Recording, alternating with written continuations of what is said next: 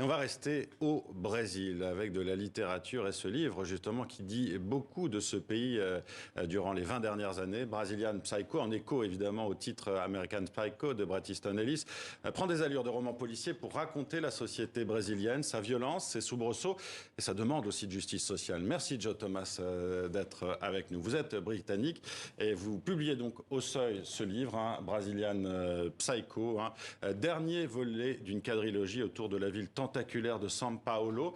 Premier livre à être traduit en français, peut-être que les autres suivront, vous nous le direz.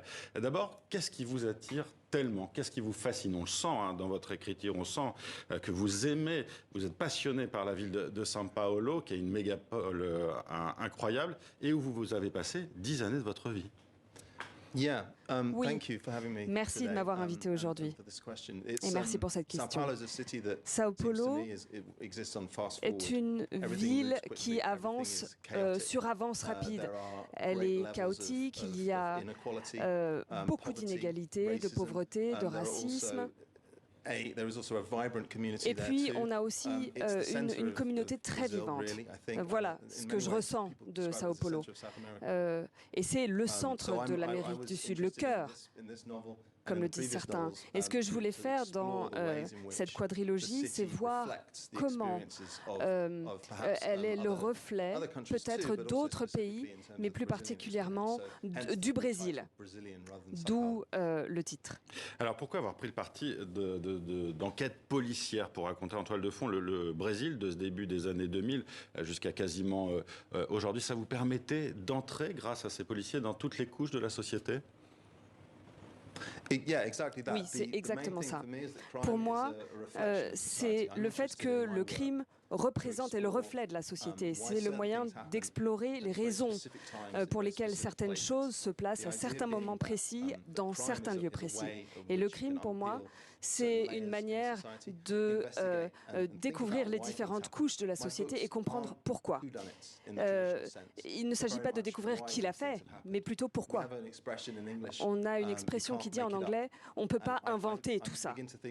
Et je finis par me dire qu'on n'a pas besoin d'inventer les choses, parce que la fiction basée sur les faits, c'est sans doute la chose la plus importante et la plus claire de ce genre. Oui, la réalité et la fiction s'entremêlent, vous le dites d'ailleurs très clairement. São Paulo, c'est une ville de caste sociale, où les favelas répondent aux quartiers beaucoup plus huppés. D'ailleurs, la photo qui illustre votre livre montre ça, ces favelas au pied de ces tours où vivent de riches brésiliens. Vous vouliez montrer ça aussi clairement dans votre livre, ces dissensions et ce marquage par l'argent entre des très pauvres et des très riches. Tout à fait. C'est vraiment une ville de contraste extraordinaire et très visible. Cette photo qu'on voit sur la couverture est très parlante. Quand je vivais là-bas, je vivais dans un bâtiment qui était tout à fait séparé du monde extérieur. On voyait Pariópolis, dont on parle dans le livre, et on voyait cette séparation entre les quartiers. Et cette différence très contrastée entre la richesse et la pauvreté. C'était quelque chose que je voulais voir dans le roman. Et la raison pour cela, c'est que oui, très souvent, on voit que la loi n'est pas appliquée de la même manière pour les riches que pour les pauvres.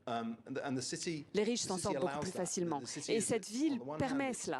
D'un côté, c'est une ville très vivante, comme je l'ai déjà dit, qui est très en avance sur son temps, mais qui en même temps est remplie d'argent conservateur, c'est-à-dire qu'on ne veut pas que les choses changent.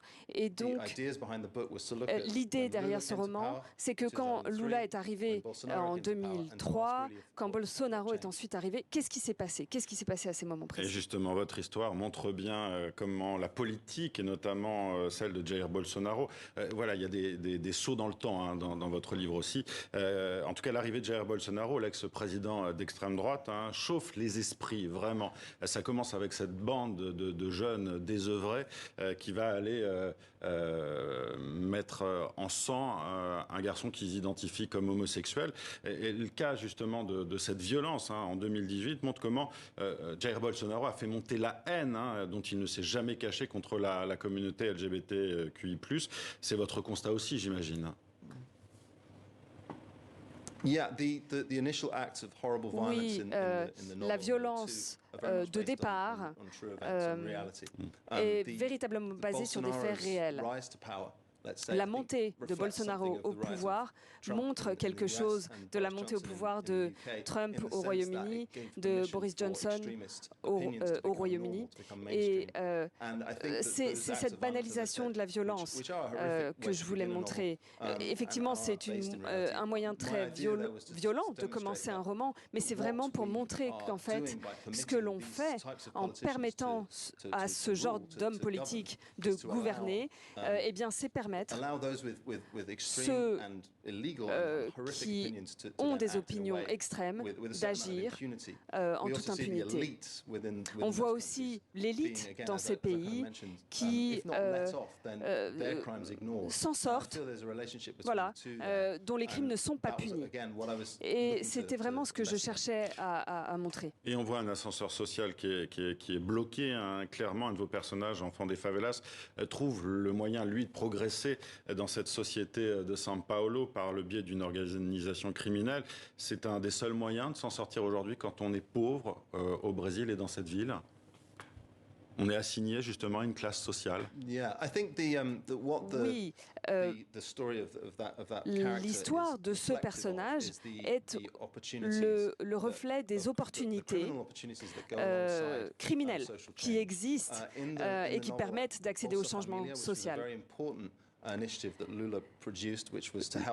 Lula a mis en place des choses pour permettre aux gens de sortir de la pauvreté et cela a été exploité par des gangs dans beaucoup d'endroits. Et cela montre que cet esprit d'entreprise existe mais qu'il n'est pas toujours utilisé de manière acceptable d'un point de vue social. Joe Thomas, dernière question, réponse rapide s'il vous plaît. Comment vous le voyez le retour de Lula au Brésil justement au pouvoir? Positif, mais avec quelques réserves. On va s'arrêter là. Merci Joe Thomas d'avoir été avec nous. Je rappelle donc que votre livre Brazilian Psycho est publié aux éditions du Seuil en France dans la collection Cadre Noir. Merci à vous d'avoir été avec nous. Et c'est la fin de votre journal international. Merci à vous de nous avoir suivis. Je vous dis à bientôt sur la télévision du Monde.